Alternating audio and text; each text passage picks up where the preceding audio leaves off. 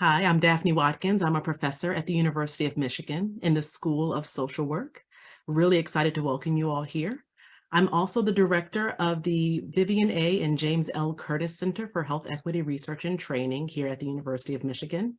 And I, along with Ed Fisher at the University of North Carolina, co-direct Core 3 of the Michigan Center for Diabetes Translational Research. Core 3 is a national core focusing on leveraging community, family, and peer support. Our core does a lot of cool things, to be perfectly honest with you, but one of the cool things that we do is we support investigators in their efforts to improve diabetes prevention, management, and equity. We also do cool things like host webinars like the one we're hosting today. So without further ado, let's get started. I will begin by introducing our webinar facilitator, Dr. Jacqueline Hawkins, who will then introduce our panelists for today's webinar.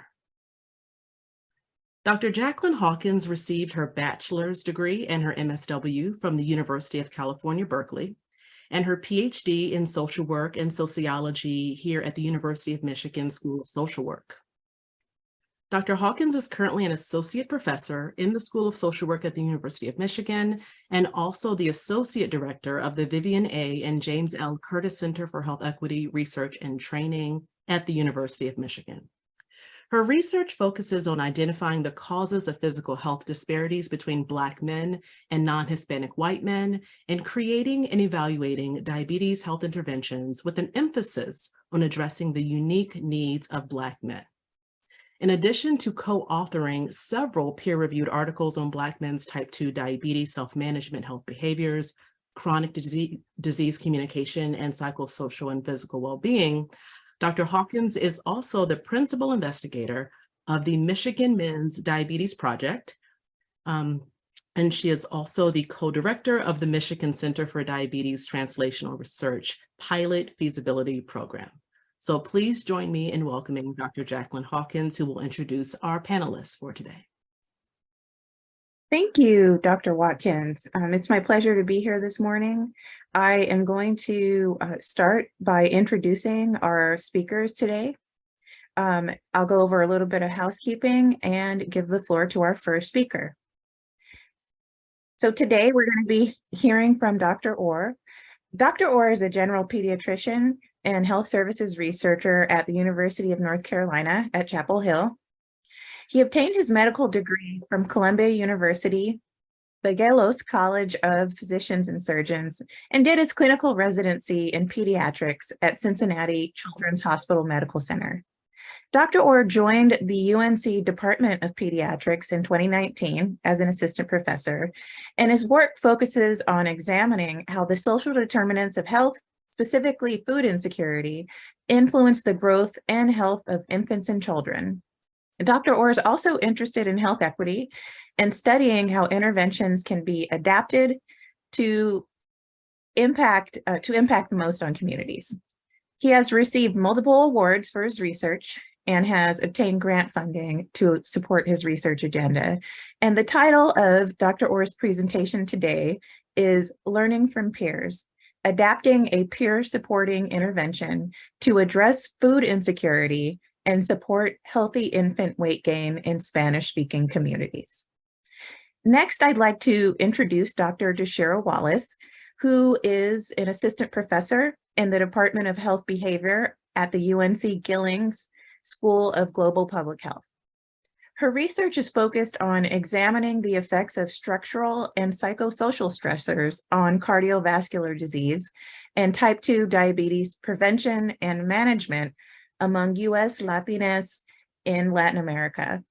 She uses an intersectionality framework to examine risk factors, coping behaviors, and chronic health outcomes, particularly among Latinas and Latin Americans of African descent, to further unpack the health inequities within the Latina and Latin American population.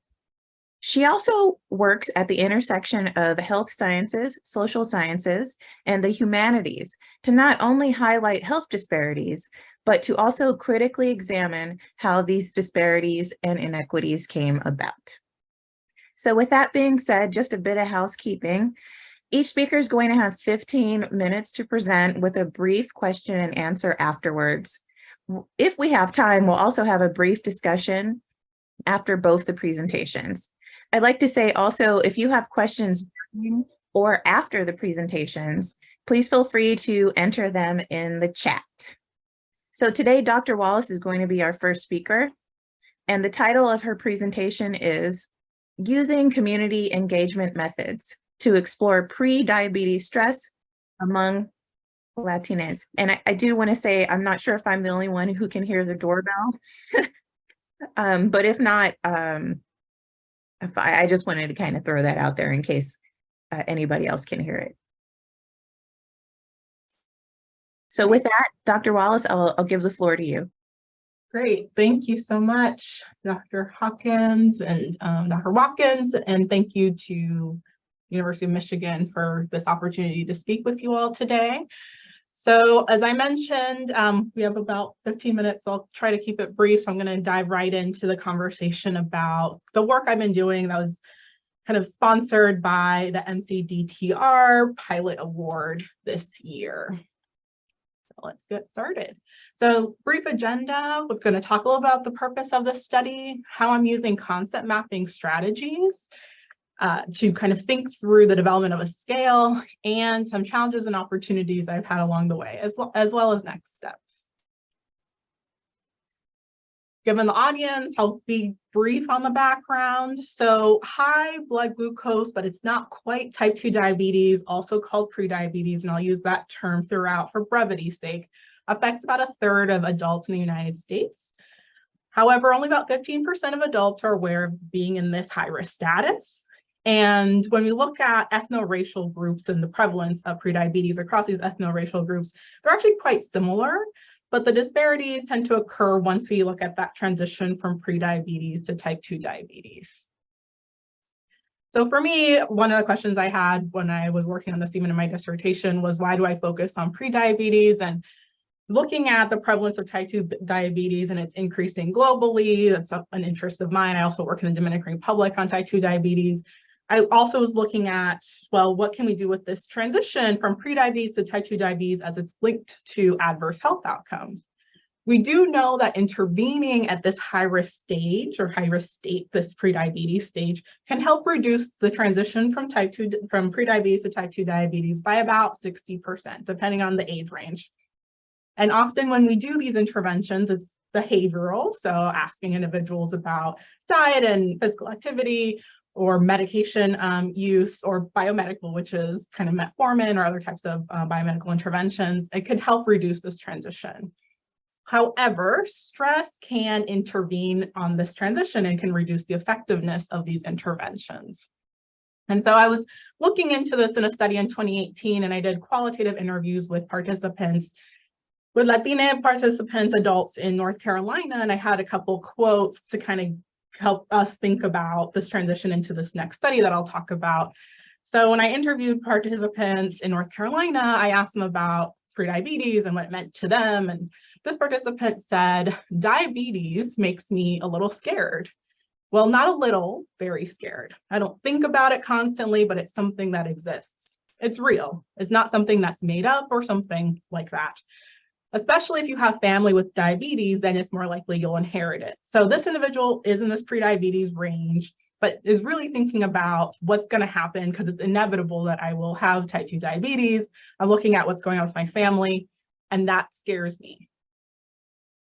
For this participant, I asked them really similarly about kind of stress and prediabetes, and they mentioned, I think it's very difficult when I have stress and anxiety and I have to think about other things. These are big structural things this person was talking about. Immigration, moving alone, having to send money back to their family, etc. It is hard to live a healthy life at the same time because all I do is think about my problems, and the last thing I want to do is search for healthy food or go to exercise to distract myself. It's something I should do, but I don't. And this really stuck with me, as most participants I spoke to, they knew what to do. It's just, there's something going on. It's either high stress situations or consistently high levels of stress that was going on. And it just made it hard to engage in the behaviors that were asked of them by their clinicians or clinical team. So this led me with a question since about 2018, 2019, and how do we account for or measure stress related to prediabetes among Latinx? And I use the word Latinx as a gender inclusive term. It's similar to Latinx. They're actually pronounced the same way in Spanish, so I just ended up using that one. So for the study with the MCDTR pilot, I actually have two aims. This third aim is really just some work I like to do in things of how do we translate what we learn back to our clinical teams. But for the aims for this study, I wanted to develop and validate a prediabetes specific stress scale for US Latinx, and doing this simultaneously in English and in Spanish.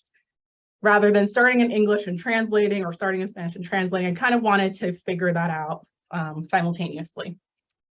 I also, once develop this scale, have a questionnaire to be able to examine the associations between prediabetes related stress and diabetes prevention behaviors among Latinx more across the United States. So I'll be working with Qualtrics to have a Qualtrics survey and disseminate that later on in the fall. So for this study, at least particularly this first aim, my recruitment strategy was working with Latina adults, 18 years or older. They have a clinician indicated, or at least told by a clinician, that they have this prediabetes or high-risk stage. They live in the United States and they can participate in English or in Spanish. Unfortunately, we do not have the capacity for Portuguese or Haitian Creole at this time. In terms of recruitment, we use flyers, both bilingual, English and Spanish, online platforms, where we are on research sites, using social media platforms, also community outreach. So in September, I got a table at a large local festival in Raleigh, North Carolina, called La Fiesta del Pueblo, which has thousands of people come. And so we tabled for 6 hours to try to recruit individuals to the study. And also referrals and word of mouth, so kind of snowball. Do you know someone who may be interested, et cetera? So these are some of our recruitment strategies thus far, which will lead to some of our challenges, which I'll talk about at the end. So kind of getting back to the aim, so we're going to focus on the first aim throughout the rest of the presentation. So this development and validation of this prediabetes specific stress scale. I'm using a method called concept mapping, which really focuses, it's an engaged method. It's using community engaged. It's really an iterative process of recruiting individuals to do essentially focus groups. So you could do it in person, but given the times we're in, and also I'm recruiting individuals from across the US, we're doing this on Zoom, up to 4 people at a time. So it's always a little bit smaller on Zoom versus in person. And we ask individuals 1 to 3 focal questions. And I'm going to give you an example shortly of one. And all I'm asking of participants is just talk out loud, talk to each other. We'll take notes. We use Jamboard, so we write them out in these digital sticky notes of what their response to the question. Once we finish all the data collection, we're trying to recruit 35 Latina adults with prediabetes, and also 5 clinicians. We've recruited an internal medicine doctor and a dietitian, all who work specifically or majorly with these the Latina population, and with Latina populations who have diabetes or prediabetes specifically, because we want to get their understanding of what's causing stress among their patients as well.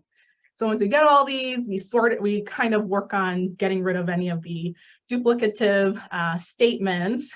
We ask participants to come back, minus the clinician ones, and have them help us sort these phrases into groups, essentially like domains or subdomains, and then rank them. What is the most important, from most important to least important? These 2 phases of brainstorming and sorting and ranking are going to be really helpful for us as we think about how do we develop the questions for this scale? What should we be including? What do we have to make sure to include, et cetera? Once we have these, we're going to import these into a concept mapping software, which will help us do some quantitative components. Actually, concept mapping has 6 steps. I'm only including 3 right now. And we're going to come back and ask participants to come back again to help us interpret these data, make sure we're not missing something. So it's really an iterative approach, and the goal is really to understand this more so content validity. Are we really measuring what we think we're measuring? And asking participants who have that lived experience to give us feedback in more real time before we send it out into surveys. So it's really essential for the scale development piece.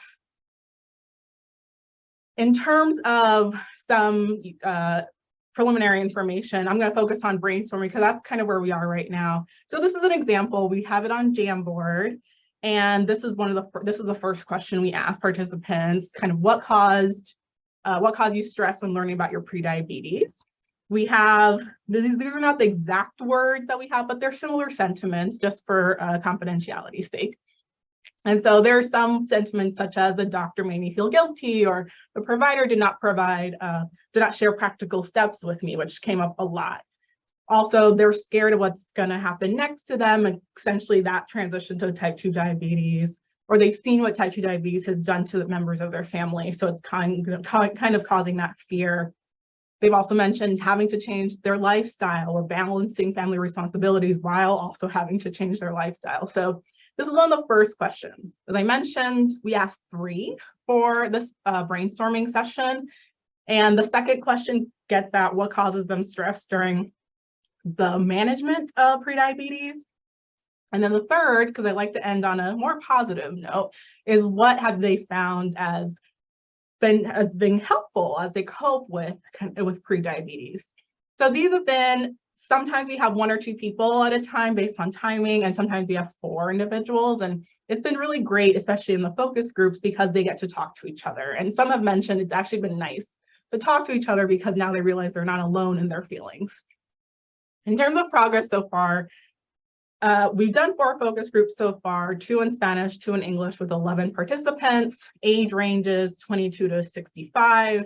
The majority of the representation has been from women, but so we're trying to balance that out a little bit more. And however, there has been a wide representation by Latin American background with individuals from Mexico, the Caribbean, Central America, and South America. So I'm going to share a couple of preliminary results from brainstorming. So one thing that really came up a lot was this future orientation related stress. So the fear of the future, the fear of the inevitable, and how they tied it back to family history and the responsibility. So this is just a snippet of a quote. In top is English, in bold is in Spanish, from a 37-year-old participant who mentioned, "I turn and I look at my grandmothers and my aunts, and it causes me intense panic." And this is in reference to talking about how did they feel when they got diagnosed or told that they had this prediabetes range. And they just immediately went into, I'm seeing what's going on with my family and I'm just very fearful. Another source of stress is this provider source stress. Trying to still think about the wording on that, but this came from this feeling of judgment from the clinical team that maybe the person wasn't doing as much as they should be doing, or perceive that they weren't doing such. This confusion about lifestyle recommendations, what do I actually need to do, and the cost and access to care. So as this participant mentioned, I've tried every guideline suggested by my doctor and still no results. So this active frustration of I've done the things, I've been working on it, and I don't see any improvement, and it feels like I'm not going to. So it's going to transition eventually. So we have much more, but for brevity's sake, I wanted to kind of get into some of the challenges and opportunities. So in terms of one of the major challenges has been recruiting. As I mentioned, about 15% of people who are in this prediabetes range don't actually, they're the ones who actually know. So the majority, 85%, don't know. But it was really hard, even if we went to community events, to ask individuals, would they be interested? Many are like, oh, you mean diabetes or type 2 diabetes? I'm like, no, not quite. So it's really hard to get individuals to know their status, and therefore they didn't know, therefore it was hard to know if they would participate. So that was one issue, which I was anticipating because it's been an issue before. Also, concept mapping is this iterative process. So once we get individuals in, kind of making sure that they stay engaged, because we'll have to ask them back for multiple rounds. And ideally, we want individuals for at least 2 rounds of engagement. However, I also find that these are areas of opportunity. So I was approached by a local clinic in Raleigh, North Carolina, which is one of the largest free clinics in the state, and they were interested in this work. And I presented, and now they would like to partner. So we're going to partner with them in the summer. They have about 60% of their clinic patient population is Latina, and about 65% of their patient population are in this prediabetes range or have type 2 diabetes. And so they're really interested in working with us, and also for us to share information back with them for kind of teaching and translation opportunities. Also, in terms of concept mapping allows for us to center these experiences of these individuals rather than us kind of just doing literature reviews and assuming we know. So I really liked it because it allows us to use this like blank slate way of starting there, and then we can add in additional information. It also allows us to get feedback from participants on the development of a scale that they may then use in the future. In terms of next steps, I'll continue recruiting for the brainstorming activity, inviting participants back for sorting and ranking. Participants and our research team are going to help work on data interpretation, and then we're going to develop and test the scale. So I think I'm out of time, so thank you so much. I'll stop sharing. Thank you very much, Dr. Wallace, for the wonderful presentation. Now I'm going to open it up for questions before we hear from Dr. Orr. If you could either raise your hand, unmute yourself, or enter the questions in the Q&A at the bottom of your screen, that would be wonderful.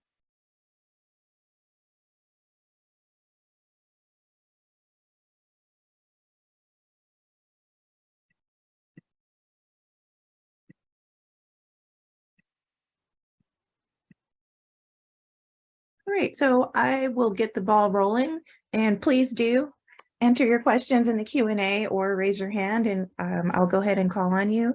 But to just get the ball rolling, Dr. Wallace, you talked a bit about recruitment challenges, and I wanted to ask if you could elaborate, because I know that this is something that a lot of researchers struggle with in terms of recruiting folks from traditionally underrepresented populations. If you could elaborate a bit more on any recruitment challenges that you encountered, and also talk to us a bit about how you overcame those challenges. Sure, I'm still overcoming those challenges. So I think in terms of recruiting individuals who may be interested in research, especially within the Latina population, it's actually not that difficult for me because I've generally done a lot of my work in that population. They're interested. The issue is they never know if they qualify, at least for the pre-diabetes component. So when I did data collection at UNC Hospital, I would sit in the waiting room because that my IRB allowed that, and I would ask, do you know if you qualify for this? And they're like, actually, I've never had an A1C test. No one ever told me. And one of them actually did ask the doctor, and then came back to me later. I was like, actually, I do qualify now that I prompted my doctor to like run that test. So for me, the issue is that pre-diabetes designation is really hard. Otherwise, it's a little bit easier. We got a lot of people who are interested in the diabetes side of things, but it's kind of that, I call it like this invisibility piece of like, they don't quite know, and you don't really know how to ask. And so I think working with a clinic that actually can confirm who does, and they're also already told, so I don't want to be the first person who tells you, that might be the most efficient way to go about this. So I'm looking forward to connecting with our local clinic partners on that. Thank you very much. We have another question that just got entered by Jeanette Beasley in the Q&A. Jeanette says, thank you for this important work. I noticed the top end of the age range was 65. Was this related to your eligibility criteria, or does it reflect lower participation among older adults?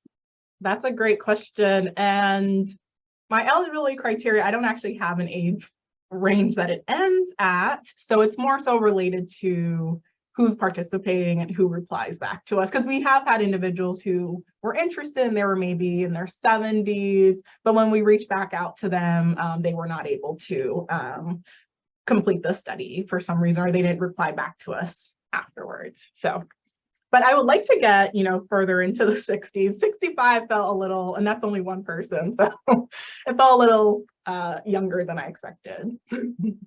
Thank you. So we have another question from Ronnie Zhang.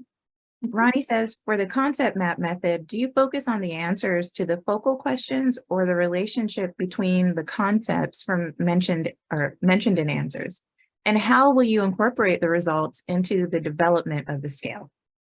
Also great questions. So I right now am focusing on the answers to the focal questions to help me understand what domains there are that we may want to focus on when we develop the scale. So if, for example, as I mentioned, this future-oriented stress, getting phrasing from both English and Spanish, because we're doing this for both languages at the same time to make sure it's like understood. There's also different kinds of Spanish too, which is another complication. We want to make sure it's reasonable and understood across multiple types of kind of Latin American or actually US Latina Spanish. We don't want to use super like specific regional words.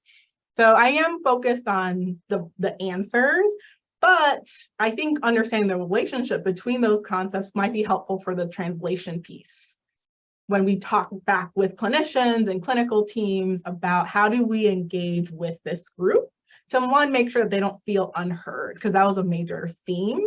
They felt like they were being unheard because they would just be told this.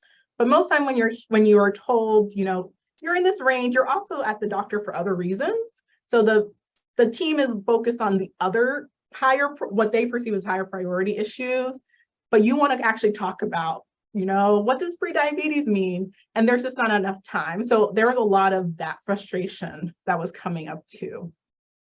So yeah, I think the relationship might be helpful in the translation piece. Thank you.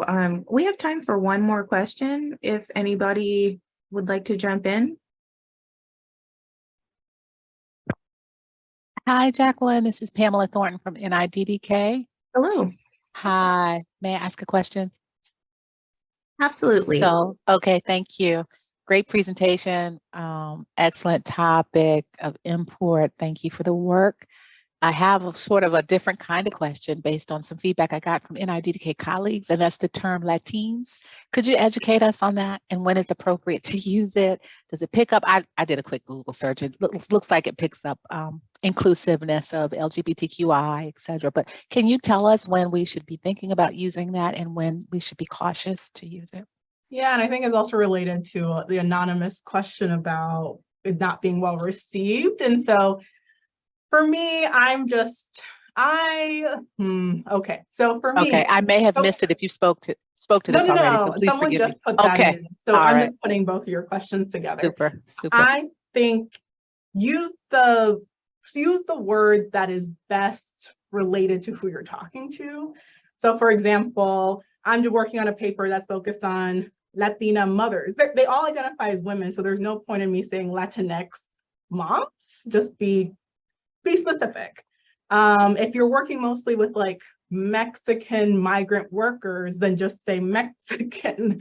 So for me, it's just being really specific. So I use Latinx, just to be inclusive. And for me, as I mentioned, Latinx, while people have issues with it, it's pronounced Latine in Spanish too. They're both pronounced the same, actually. And with the history of Hispanic versus Latino, there've always been, I will say, beef with those words too. This is not a new thing. This has been going on since like the 80s, the 70s, 80s, 90s. So I think it's just be really specific about who you're talking about. When I speak to people individually, I don't say it in an inclusive term. I ask them what they want to be, how they want to be identified. So I'm Panamanian, so I'm just like, I'm Latina if I feel like it that day. Some days I don't really care. And so, or I'm Panamanian or I'm Caribbean. I'm probably more likely to say I'm Caribbean, actually. So it just depends on how people feel that day. So I think it's okay to be as broad as you can. One of my rules, though, is if there's one person in that sample who's non-binary, everyone gets the inclusive term. Otherwise, it becomes a confidentiality issue. So anything that can protect the participants, or if there's like one man in the sample of all women, then everyone gets a term that's inclusive because I don't want one person to be, yeah. So I always think about it in that way too. Thank you. Thank you, Dr. Wallace, for that excellent answer. And so with that, we will move on to Dr. Orr. I'll give you the stage for the presentation and then we'll do some Q&A. Again, if you have questions during the presentation, please enter them in the Q&A at the bottom of your screen. I just want to first say thank you, Dr. Wallace, for that really great presentation. It's great to hear about the work occurring in the adult population. I'm going to focus on the literally other age spectrum of the aged spectrum. And I also want to say I am from Michigan. My family still goes to Michigan. My sister's at Michigan right now. So go blue, even though I am at UNC right now. No conflicts of interest to disclose. And so I'm going to have a very similar structured talk as Dr. Wallace, going to be focusing on the background, but we're going to be really spending a lot of time focusing on this because there's a lot of concepts that at first glance may not seem related, such as food insecurity, pediatrics, and diabetes. How does food insecurity in the first 6 months of life increase one's risk for diabetes or prediabetes as an adolescent or young adult? We want to talk about the power of peer support and see if we can have some time for some rich questions and answers as we did at the end of Dr. Wallace's talk. So first things first, kind of orienting everyone around the definitions that we're going to be using for the duration of this talk. Food insecurity. So using the definition provided by the USDA, food insecurity is a household level economic and social condition of limited or uncertain access to food. And so when we think about this definition of food insecurity, it's always important to consider the prevalence. And the prevalence of food insecurity is very unique to the community that we are discussing. So when we think about food insecurity as relates to households that have children, in 2021, that was 12.5% of households with children. And so what does that equate to in terms of the number of children in the country with the highest GDP? That equates to 5 million children. And as you can see by the graph below, the prevalence of food insecurity is not monolithic across the country. There are portions or regions of the country that have a higher prevalence of food insecurity relative to other. And it's really this more nuanced understanding of the communities that are affected by food insecurity that really is the driving force behind my research question. And so on this graph, we can see the overall trends in the prevalence of food insecurity by self-reported race ethnicity as shown on the USDA website. So the top two lines, we have individuals identifying as Black and individuals from the Hispanic community. The green is the mean.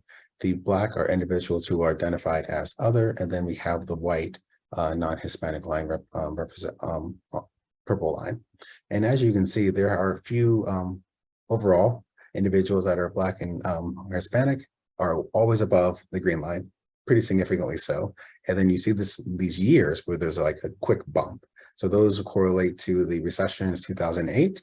And then at the end of this graph, we're beginning to see data from the COVID pandemic. And we can see a spike of our two communities, those identifying as Hispanic and Black, where we don't see as prevalent an increase in terms of the prevalence of food insecurity. So I think it's really important to understand the racial and ethnic disparities in just the prevalence of food insecurity. And so why does food insecurity matter? Specifically, why does food insecurity matter for the pediatric population? Well, there are a lot of health consequences that we care about as pediatricians and healthcare providers of children related to food insecurity. The one that I've highlighted, which I think is most of interest to this group, is obesity. Obesity, as we know, is a cardiovascular risk factor for diabetes. And that is why I'm really interested in learning from this group and sharing some of my early results in this space. So we can't talk about type 2 diabetes in the pediatric population without first orienting it around the other epidemic, which is childhood obesity. And I use this graph to really show and highlight again some of the more nuanced communities, that the more nuanced discussion around obesity. obesity is not monolithic in the communities that it impacts. There are certain communities that are where there's a higher prevalence and subsequently a higher risk for less than ideal health outcomes, both as children and as children age. We see that individuals that are identifying as non-Hispanic, Black, Hispanic, or Mexican American have a prevalence of obesity that is much, much higher than some of the other communities represented on this graph. And so when we think about this and the differences in the prevalence of diabetes, I like to start at the earliest time points when we can really think about starting healthy behaviors where food preferences are being created, and think about the more nuanced differences between the communities. So this was a study that I did looking at 2-month-olds, and this is looking at the parental feeding behaviors and agreement with the statement, the best way to soothe a calming baby is by feeding them. And you can see that there's really interesting differences by individual race, ethnicity, intersecting with food insecurity status, where individuals from the Hispanic community are more likely to agree with individuals that are from the Hispanic community and identifying as food insecure have increased odds of agreeing with this statement. So there's a few things that this is beginning to teach us, is that food insecurity is diverse in the communities that it affects, and not all communities necessarily respond to food insecurity in the same way. This is another question where we see that differences in response to child satiety cues by race, ethnicity, and we see that again for our non-Hispanic Black community, there are differences related to the food insecurity status and the community that an individual family is identifying from. So again, we need a more nuanced understanding of food insecurity, the prevalence of obesity, and those mechanisms that are leaking these really big, important concepts. And so talking about childhood feeding in 2-month-olds, how do we make that leap to talking about diabetes, type 2 diabetes, which tends to occur in the slightly older community? Well, first thing I just wanted to say is we know that rapid infant weight gain, the rate at which a child is accumulating weight between 0 to 9 months old, is a strong predictor for subsequent obesity and cardiovascular risk. So as a general pediatrician, prevention is the name of the game. So we like to intervene early in life. And so if we are able to intervene earlier in life, we can hopefully avoid some of the condition or the increase in the conditions that we will discuss on this slide. So on this slide, this is looking at the trends in the prevalence of type 2 diabetes, stratified by race, ethnicity, and also by sex. And you can see when we look at the column of the 15 to 19-year-olds, we see a general increase in the prevalence of type 2 diabetes. And you can see, although, apologies for that. Animations do work. So you can see that although there is that the Black community also has some disparities related to this, there is a notable disparity in terms of the Hispanic community, in terms of the prevalence of type 2 diabetes over the years, 2001 to 2017. And it's really important to think about this because in terms of the pediatric population in this country, when we think about the communities that are projected to have the largest growth, individuals that are identifying from the Hispanic community, those are going to be the largest community, pediatric community that we will be caring for now and in the very near future.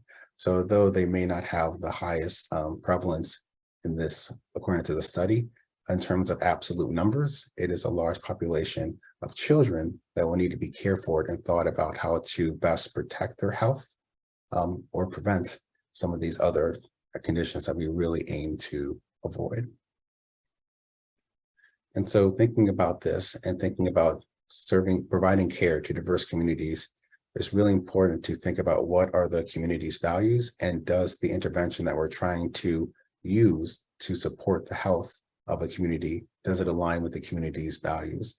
And so we did a review looking at preventing overweight and obesity among preschool children from racial and ethnic minority groups, with the idea of understanding what are those considerations or concepts that need to be interwoven into intervention that is designed to support a specific community. we learned that language is really important. The cultural significance around the certain types of foods that are provided, the language and rapport building are really important concepts that need to be thought about when designing interventions. So that was a lot of background. So how do we tie this all together? There's a lot of different concepts that at first glance may not seem as related. But here is a conceptual model that we've been working on as we think through some of these different questions and try to begin to answer them. So how does food insecurity potentially relate to our condition of interest? So we have food insecurity, which is definitely impacted by upstream factors, but food insecurity, as we've demonstrated, can impact parental feeding behaviors. There should be additional area here relating to obesity. And we also know from prior work that food insecurity can also impact the nutritional quality of the food consumed, again, leading to diabetes, leading to obesity, and then unfortunately leading to this less desired outcome of type 2 diabetes. So what do we do in this situation? We are looking to design and pilot an intervention that leverages renewed support for public health interventions with a peer parent coach model so that we can simultaneously address food insecurity by facilitating connection to material needs such as food insecurity, but also take advantage of this very critical time in a family's life of learning how to feed an infant and when to feed an infant and what foods should be first introduced to an infant to establish those behaviors early with the end goal of preventing obesity and subsequent diabetes. And so here's another conceptual model to really help understand what are some of the barriers that we can see or we think about as it relates to the health outcomes that we're trying to avoid, namely type 2 diabetes, and how the NC Care 360 plus PPC intervention is theorized to work. And this conceptual model is really guiding this next, our work that we were doing with funding from the University of Michigan Center.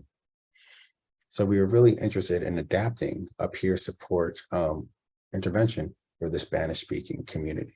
So our objective, there's a lot of text. I'm just going to read the first line: to develop, revise, and culturally adapt training materials and resources for peer parent coaches.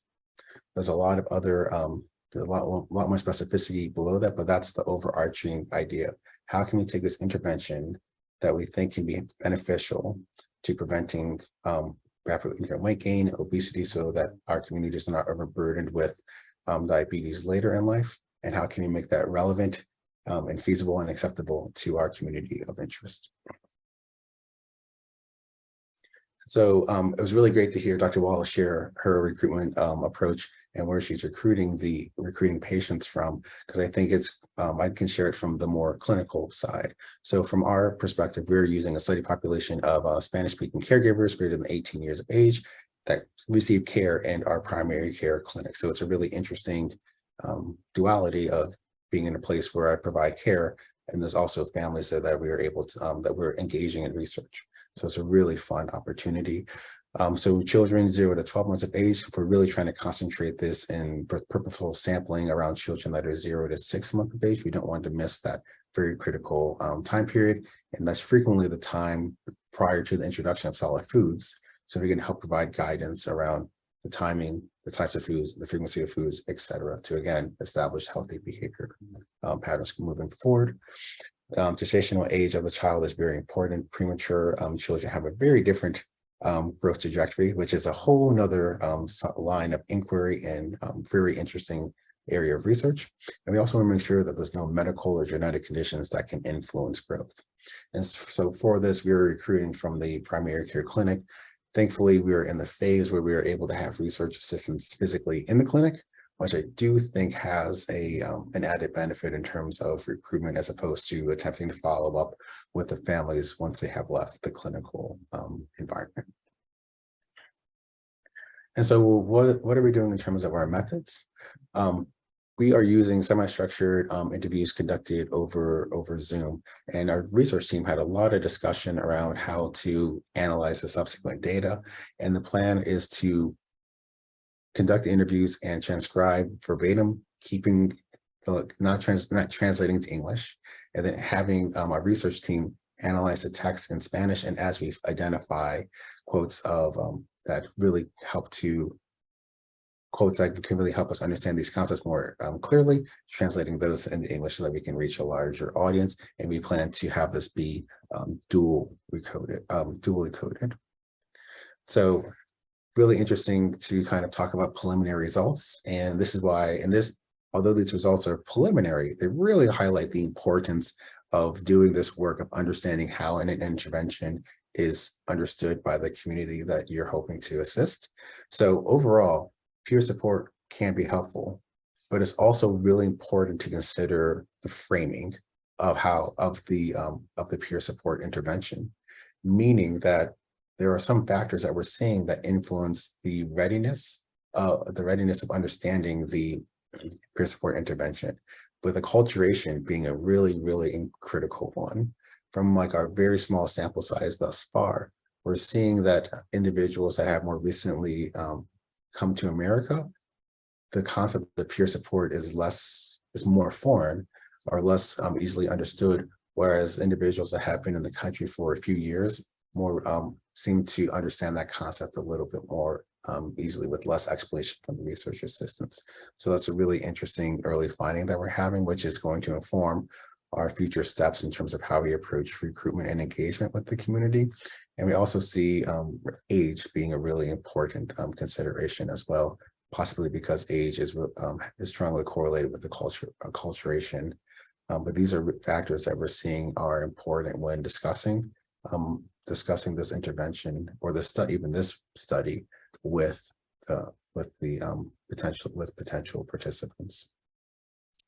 So what are our future directions? It was a little bit reassuring to hear of Dr. Wallace's opportunities as we move forward with recruitment. And this actually is a great example of creating a peer community to share ideas over how we can continue to move this work forward. But I think collaborating with community stakeholders, and in the process of this study, we met with some representatives from the Inclusive Science Center of UNC, who has access to community members, specifically from the community that we're interested in engaging with, that can offer to review flyers or some structured interview guides and our general research script to make sure to help us identify more a priori any issues that might lead to hesitancy and more formally engaging in the study. We are going to look to complete data collection and then also adapt and pilot a revised training manual with the input from our participants, so that we can really begin to test the feasibility and acceptability of the intervention in a small pilot cohort. Any questions? And I just want to say thank you, Dr. Fisher, for your patience and guidance as we go through this process. It's been a tremendous learning opportunity. Thank you, Dr. Orr. That was a really wonderful presentation. It was exciting work that you're doing and relevant work. I'm going to go ahead and reiterate that if you have any questions, you can please feel free to raise your hand or unmute yourself. Alternatively, you can enter the question into the Q&A at the bottom of your screen.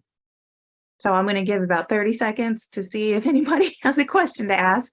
We've got about 10 minutes left for discussion. Right. Cassie? Yeah, thank you, Dr. Hopkins. Dr. Orr, this was really exciting work. Interested to see how it progresses.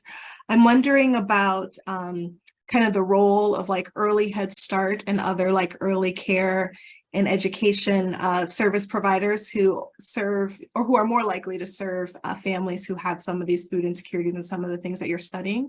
So I'm just wondering about kind of some of the approaches or ways that you're thinking about kind of integrating them into some of the work that you're doing. Absolutely wonderful question. I think there are always opportunities for improvement, but we have federal nutrition programs which can really support our end goal for this project. And with our study, we're really focusing on children that are in the pre-K time horizon. So, and while that is a wonderful resource, we're really focusing on how do we best utilize and connect families with WIC, and then kind of recognizing that provision of material needs is essential. there's also a strong educational component to it. And for those of us with younger children or have younger nieces, nephews, grandchildren, etc., we know that you see the child 1 week, and then literally 2 weeks later, it's a completely different child. So like it's this really wonderful period of rapid physical growth, cognitive growth, and autonomy, which all interacts to influence the home and feeding environment. So we are trying to take advantage of that hyperdynamic time through the peer support intervention, but also connecting with established federal nutrition programs. That's a really great question. Thank you. Thank you, Cassie. So we have 3 questions in the chat. Our first question is from Donna. Will the pilot remain local near UNC, or will it reach out to other clinics? Wonderful question. Our ultimate goal is to recruit multiple sites and really begin to test this idea at scale. For this project in its most proximal, due to resource provisions, we're going to try to keep it a little bit more local. And then once we really have demonstrated acceptability, feasibility, and have revised it to be most impactful, that's when we'll really that's when we're really looking towards collaborating with not just UNC, but other clinics within North Carolina and across the nation. Thank you. Our next question is from Gracia. This was great. Can you talk a bit about what the specific components of the NCC Care 360 plus peer support intervention are? Yeah, great question. So we are taking advantage of ongoing activities at the state level in terms of using state resources to address social determinants of health. And the state has taken many years. It was the ultimate release was delayed by COVID, to create a electronic statewide platform where they would prefer the doctors to do it, but time is always a factor in this, to type in any social needs that a family may have, and that had the added benefit of connecting with local resources if they were available, as well as national. So there's this resource there that has the potential to really help address the gap that social determinants of health feels.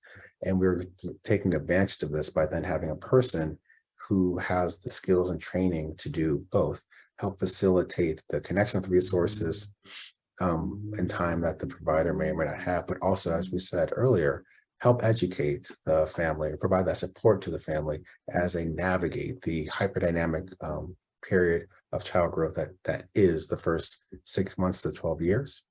And sleep deprivation is a common component of early childhood. So those 15-minute conversations in the practice may not always be heard. So the peers ideally will have an opportunity to connect more frequently to reinforce and also adapt to the rapidly changing needs of the child in a way that a provider may not always have that ability. Thank you. And we've got one more question in the chat from Elaine. Thank you for your presentation, Dr. Orr. You mentioned that those who have lived in the US for a shorter period of time find the entity of peer support more difficult to comprehend. Do you have any other preliminary findings on potential differences by acculturation with regards to insights on food insecurity and health-related behaviors? Yeah, this is a really, thank you for the question. This is really something that I really enjoy thinking about and understanding and seeing what role we can use to kind of help connect people with resources we perceive to be helpful. I think early work that we did in the same clinic population really highlighted this idea of food insecurity. Even like the very basic screening question is not a concept that easily does not always translate well, for lack of a better way to state that. Meaning a lot of the families that had recently immigrated, and we would ask them these questions, they would say, well, life here is so much better than than life back home. And this is a quote that came from one of our other studies that we subsequently published. We have access, things are just better. We may not have as consistent access, but relative to the environment from which we came, things are are improved. And so, and that makes it difficult to then say, that made it more difficult, or it helped us understand why the jump from, yes, we are identifying as food insecure, but not necessarily taking resources, helps us understand that dichotomy a little bit more. And another quote that came up in some of our prior work is, we may be struggling, but other people are struggling more. And we don't want to take these resources away from a family that might have greater need than our own.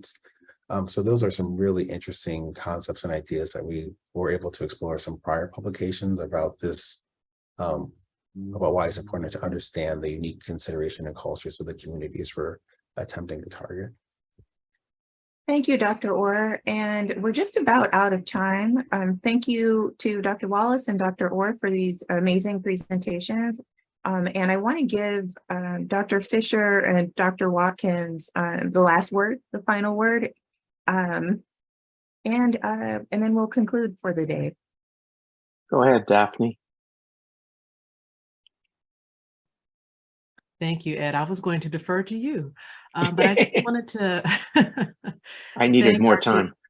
I just wanted to thank our two panelists for just some fantastic presentations. I mean, it really speaks to the promise and the potential of what we can do around health equity work in diabetes. And so it's just fantastic work today. Thank you everyone for being here. Thanks to all the attendees for tuning in and joining us. And yeah, Ed, I'll let you have the last word. Okay, well, thanks everyone. And this was a great UNC Michigan collaboration. Really appreciated that, in spite of the fact that Colin has gone over to the other side. But actually, as I think as Deshira was presenting, all of a sudden I had a mini anxiety attack, and I went back to the title of the webinar, and I was gratified to see that the word we used was communities, plural. And what I was realizing was we tend to think of these things as non-Hispanic whites versus Latinx and Spanish-speaking folks. I have a hunch that we could have a whole nother webinar with Colin and Deshira on how the really important differences are within the Latinx and Spanish-speaking communities and not across ethnicities. So the idea of acculturation being a major player, as Colin was just saying, and I think Deshira talked about some of the different communities of Latinx in the US. And so I found that really exciting to think about the fact that we need to think of, Daphne, this may be giving the last word back to you, because you know about this stuff much more than I do. But maybe we really need to think of the intersectionality of Latinx and Spanish-speaking communities, and once again learn the lesson of not homogenizing groups. So thank you for just really stimulating stuff. So I'm hearing a part 2 in the near future. So we'll yes, right. All right, everyone. Thank you again, and stay tuned for part 2. Yes, right. Take care, everybody. Thank you. Thank you.